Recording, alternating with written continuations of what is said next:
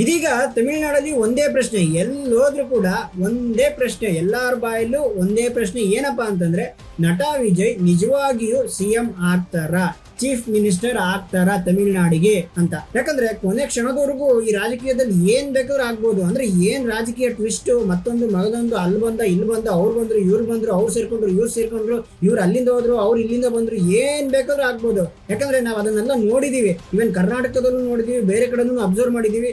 So ಕೊನೆ ಕ್ಷಣದವರೆಗೂ ಏನಾಗುತ್ತೆ ಅಂತ ಹೇಳಕ್ಕಾಗೋದಿಲ್ಲ. ಯಾಕಂದ್ರೆ ರಾಜಕೀಯ ಅಂತಂದ್ರೆ ಹಾಗೆ ಅಲ್ವಾ, ಅಂದ್ರೆ ಕೊನೆ ಮೂಮೆಂಟ್ ಅವ್ರಿಗೂ ಏನ್ ಬೇಕಾದ್ರೂ ಆಗ್ಬೋದು. ಈ ಕ್ರಿಕೆಟ್ ಮ್ಯಾಚ್ ನಡೆಯುತ್ತೆ ನೋಡಿ, ಅಂದ್ರೆ ಕೊನೆ ಬಾಲ್ ವರೆಗೂ ಏನ್ ಬೇಕಾದ್ರೂ ಆಗ್ಬೋದು, ವಿನ್ ಆಗ್ಬೋದು ಅಥವಾ ಸೋಲ್ಬೋದು. ಆ ತರ ಅಂದ್ರೆ ಕೊನೆ ಮೂಮೆಂಟ್ ವರೆಗೂ ಹೋಗುತ್ತೆ ನೋಡಿ ಮ್ಯಾಚ್. ಆ ತರ ರೀತಿ ರಾಜಕೀಯ ಯಾವಾಗ್ಲೂ ಇದ್ದೇ ಇರುತ್ತೆ. ಕೆಲವರು ಹೇಳೋದೇನಂತಂದ್ರೆ, ಯಾವ ಪಕ್ಷನೂ ಕೂಡ ಡೈರೆಕ್ಟ್ ಆಗಿ ಅಥವಾ ನೇರವಾಗಿ ಬಿಜೆಪಿಗೆ ಸೇರೋ ಆ ಒಂದು ರಿಸ್ಕ್ ನ ತಗೊಳ್ಳೋದಕ್ಕೆ ಇಷ್ಟಪಡೋದಿಲ್ಲ ಅಂತ. ಅದಕ್ಕಾಗಿ ಈಗ ಎಲ್ರ ಕಣ್ಣು ಟಿವಿಗೆ ಕಡೆಗೆ ತಿರುಗಿದೆ. ಇನ್ನು ವಿಜಯ್ ಅವರ ನಡೆ ಕೂಡ ಎಲ್ರ ಗಮನ ಸೆಳೆದಿದೆ.